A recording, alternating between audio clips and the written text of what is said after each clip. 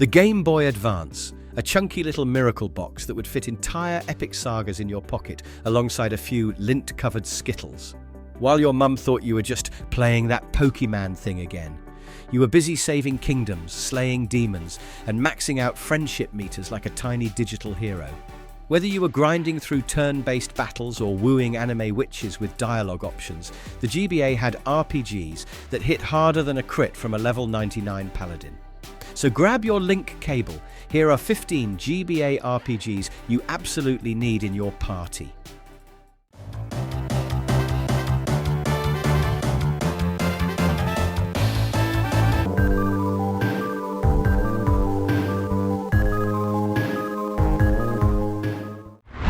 Mother 3.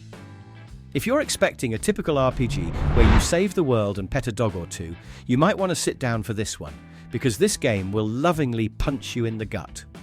It starts with a mum, 2 twins, and a peaceful island life that's quickly set on fire, literally.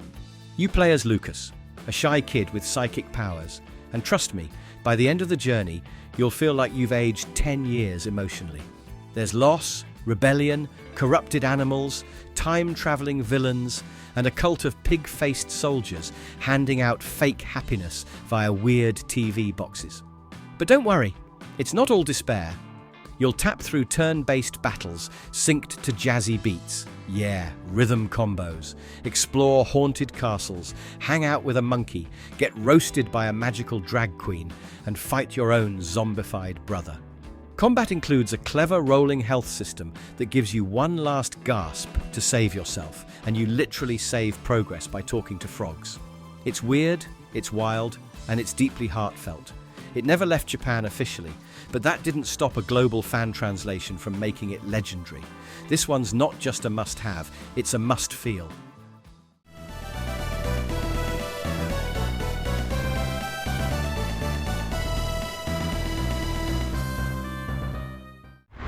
Golden Sun. Magic, monsters, and the occasional sentient rock.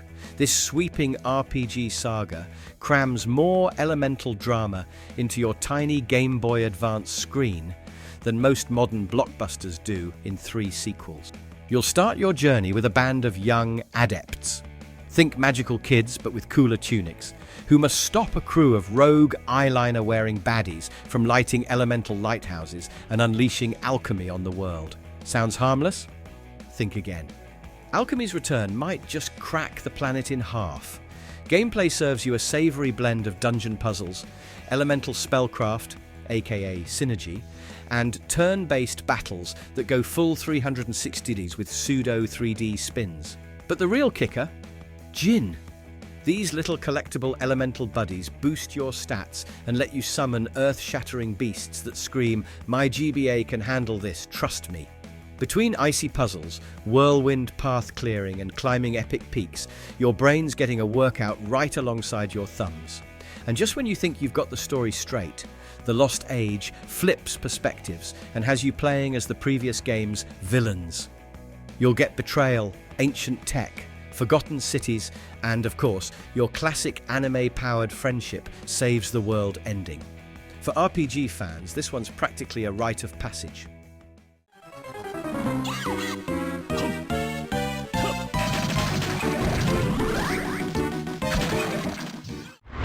Castlevania Aria of Sorrow. There's Dracula's castle, and then there's Dracula's castle in the middle of a solar eclipse in the year 2035. Welcome to the gothic rave that is this game. You play as Soma Cruz, a chill Japanese exchange student who randomly wakes up with the ability to absorb the souls of every monster he defeats. It's like Pokémon, but if you were catching demon powers instead of cute rodents. The castle's crawling with enemies, platforming puzzles, and mini-bosses just dying to give you their soul-based abilities, thanks to the brilliant tactical soul system. You'll chuck fireballs, fly around like a bat, summon skeletons that chuck bones with deadly flair, and even walk on water like it's nothing. The twist? Everyone thinks someone else is Dracula reincarnated, until you absorb so much dark juice that you become the prime suspect. Cue Chaos Realm Showdown, and a Belmont busting in for a last-minute moral gut check. With its addictive loot loop, silky gameplay, dramatic anime melodrama, and Michiru Yamane's killer soundtrack humming in the background, this game basically said, yeah, I am the Symphony of the Night for handhelds. What of it? It's moody, it's magical, and it plays like butter. Total GBA royalty.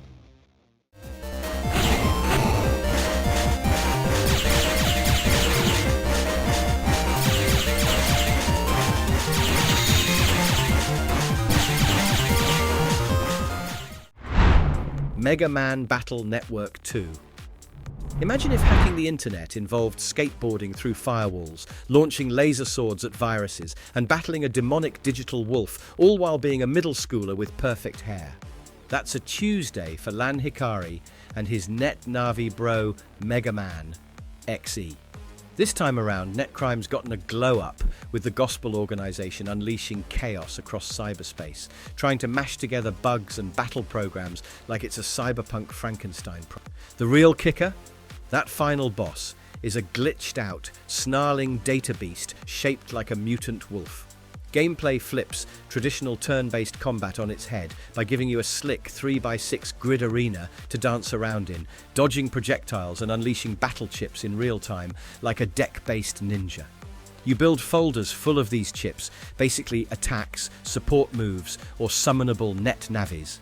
Then customize your playstyle with elemental styles that give Mega Man new outfits and abilities, from flamethrowers to bullet-reflecting shields.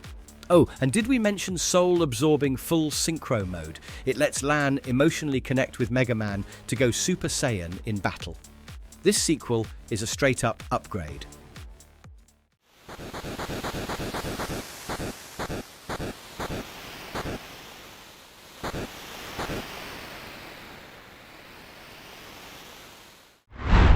Final Fantasy VI Advance. This one rewrites the rulebook, throws in a megalomaniac clown god, and sets the world on fire. Literally. You're tossed into a diesel-punk world where magic's long dead, until a haunted girl named Terra wakes up with a Magitech suit and the power to torch everything she touches. What starts as your typical take down the evil empire quest quickly balloons into an ensemble epic with 14 playable characters, each carrying emotional baggage heavier than an airship. There's betrayal, revolution, war crimes, opera, amnesia, and a psycho court jester named Kefka, who, in a bold career move, becomes a full-on deity and nukes the planet halfway through the game. Gameplay-wise, it's old-school turn-based bliss with a twist. Each character brings unique skills to the table. One steals, one throws ninja stars, one literally suplexes trains. Yes, you heard that right. And everyone learns magic by equipping espers, magical beings that double as mentors and fire-breathing summons. You'll explore the vast world of balance, lose everything in the world of ruin, and then crawl your way back toward hope. For GBA players, this is a portable masterclass in storytelling, customization, and emotional damage.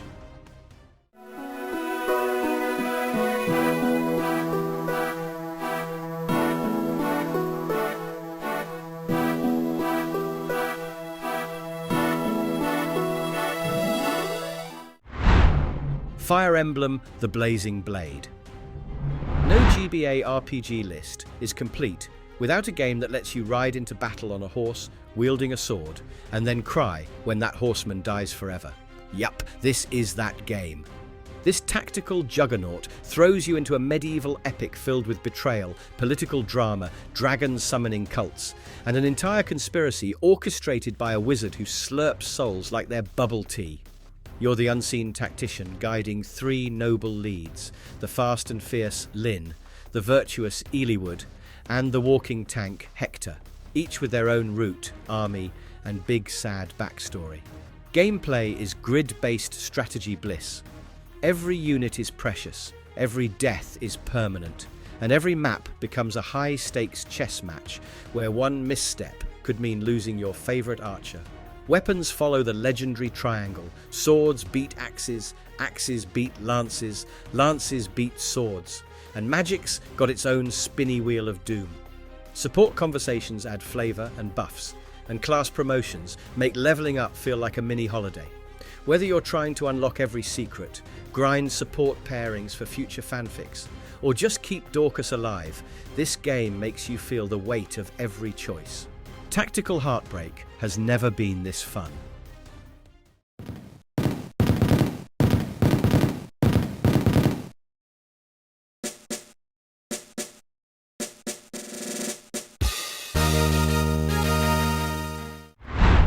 Mario and Luigi Superstar Saga.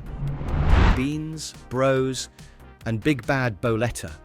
This game throws everything at the wall and somehow makes every bizarre idea stick. It kicks off with Peach's voice being swapped for explosive emojis, yes, literal bombs, by a bean-shaped witch named Cacletta and her walking thesaurus henchman, Forful.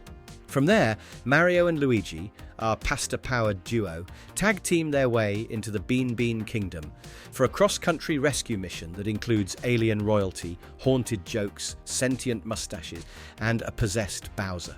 The gameplay is a slapstick ballet of timing-based, turn-based battles.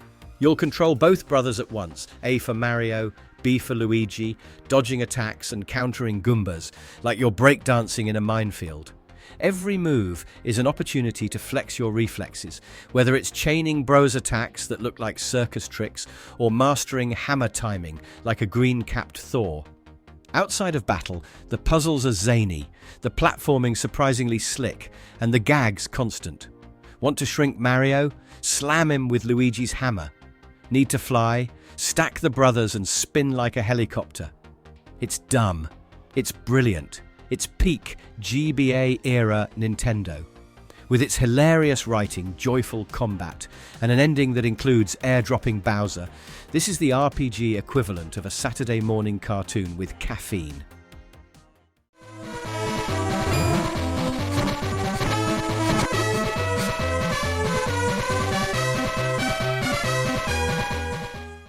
Sword of Mana. A tale of vengeance, fate, and magical produce farming. Oh yes, this one's got layers like an enchanted onion. You'll pick either the sword-swinging hero or the magic-wielding heroine, each offering a slightly different narrative spin through the lush, lore-packed world of Mana. The story kicks off with Dark Lord doing exactly what his name suggests, murdering families, burning villages, and making sure your childhood trauma is maxed out by level 5. After a dramatic bridge toss and a chance lake rescue, the hero teams up with the heroine to chase down the truth about the Mana Tree, the Vandal Empire, and a sketchy red-eyed menace named Julius, who definitely shops at Evil Sorcerers R Us.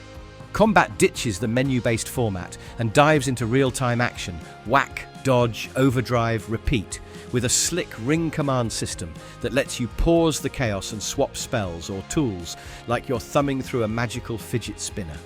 Both leads have their own strengths. He's a walking armory, she's a portable spellbook, and their AI buddy is, well, mostly there for emotional support.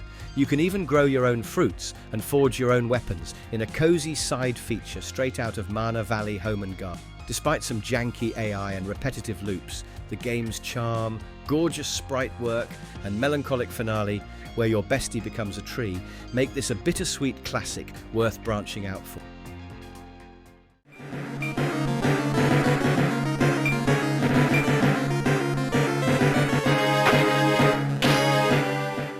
Tactics Ogre, the Knight of Lodis. If you thought tactical RPGs were just about marching pixel soldiers on tiny squares, this game steps in, smacks you with a holy spear and whispers, "Think again, tactician." Set in the war-torn land of Ovis, this gritty prequel to Let Us Cling Together puts you in the boots of Alphonse Loeher, a knight with a conscience who starts questioning the glory of his empire after witnessing his homeland's not-so-peaceful version of diplomacy. At first, you're just following orders from your superior Richter, but by mid-game, you're making world-shifting decisions like whether to stand with your old comrade or turn your blade against him. Decisions that'll shape everything, from the battles you fight to which ending you get out of 5. The turn-based battles are deep, deliberate, and unforgiving. Your units all have classes, elements, and alignment. Yes, it's D&D level personality alignment, and when a knight with a flaming sword squares off against a lightning-aligned witch on a cliff, You will feel the weight of terrain, timing, and tactical positioning. Want to upgrade your dragon into a holy beast? Better level it and nurture its moral compass. Every emblem earned, class unlocked, and unit persuaded adds more depth. With haunting music, an operatic war drama, and an AI that doesn't mess around, it's basically chess with emotional trauma.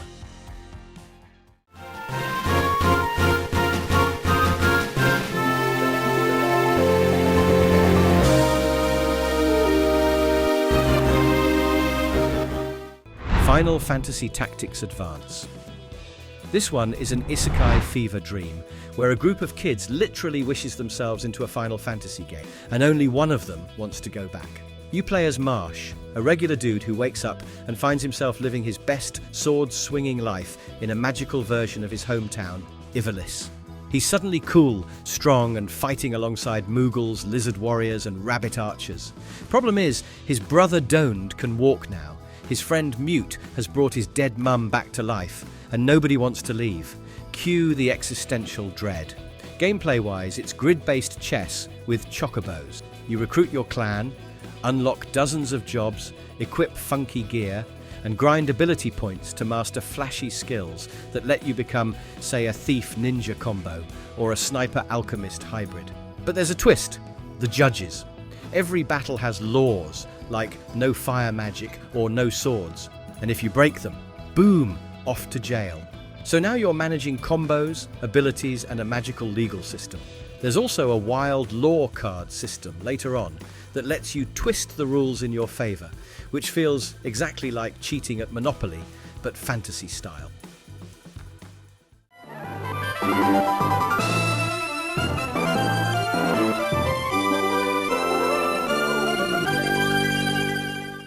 Pokémon Emerald.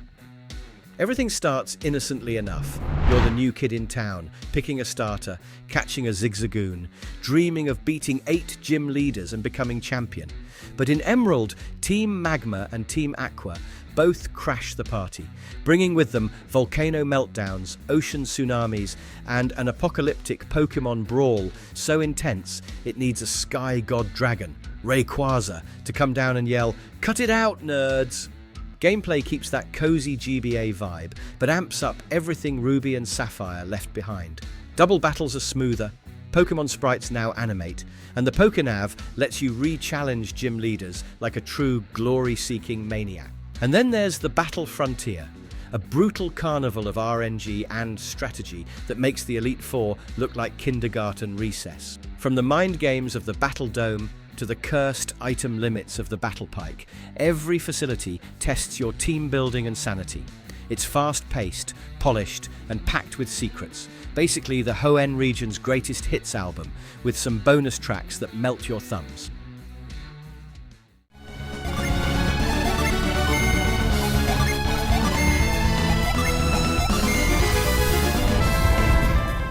Golden Sun: The Lost Age. You'll spend hours navigating a vast, open-ended ocean with your magic boat, chasing down elemental lighthouses while solving complex puzzles that demand you learn and master new synergy spells. These spells reshape the very environment around you. Suddenly, that puddle you ignored 10 hours ago, now it's the key to a hidden dungeon packed with rare loot and snarky gin. Combat brings the same slick summoning system from the first game, with even more gin to collect and combine. Mix and match to tweak classes, unlock killer spells, and unleash apocalyptic summon animations that go hard for a GBA screen. And the story? It hits you with moral complexity, wild plot twists, and a final boss battle so emotionally devastating it turns into a philosophical debate mid-fight. It's big, bold, beautiful, and when paired with the original, one of the most ambitious handheld RPG experiences ever made.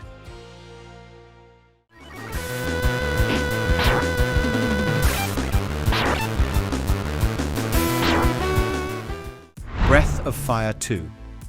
This one hits like a dragon punch to the soul.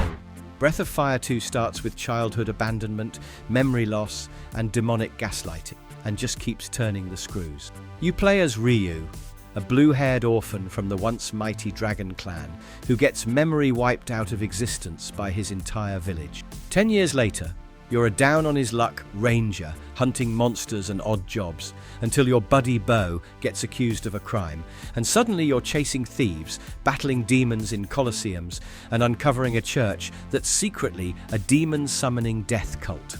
Gameplay is classic turn-based comfort food with a twist.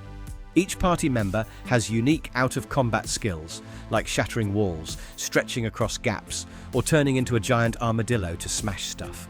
And fusions with elemental shamans give you absurd new forms, like turning your monk into a flaming werewolf. The town-building system lets you recruit weirdos from across the map and design your own funky little RPG suburb, complete with carpenters, spell vendors, and yes, even a talking onion. A cult classic that's more emotionally complex than it has any right to be.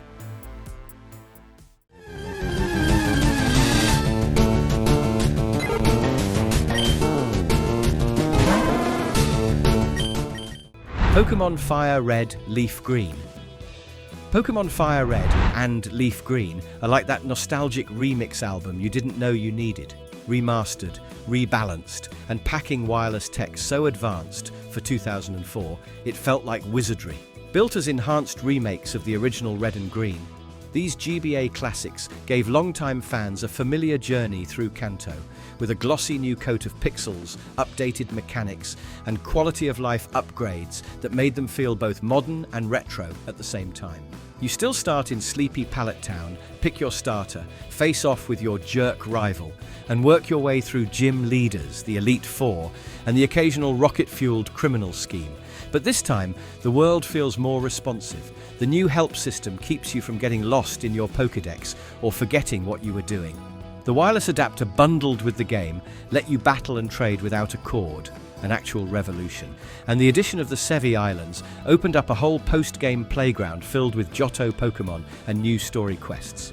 Battle-wise, it's still classic turn-based combat with elemental matchups and PP limited moves, but with a refined polish that makes everything feel snappier and smarter than the 96 original. And once you wrap the main quest and crack open the post-game secrets, you can link up with Ruby, Sapphire and Emerald to really catch them all. Let's do it!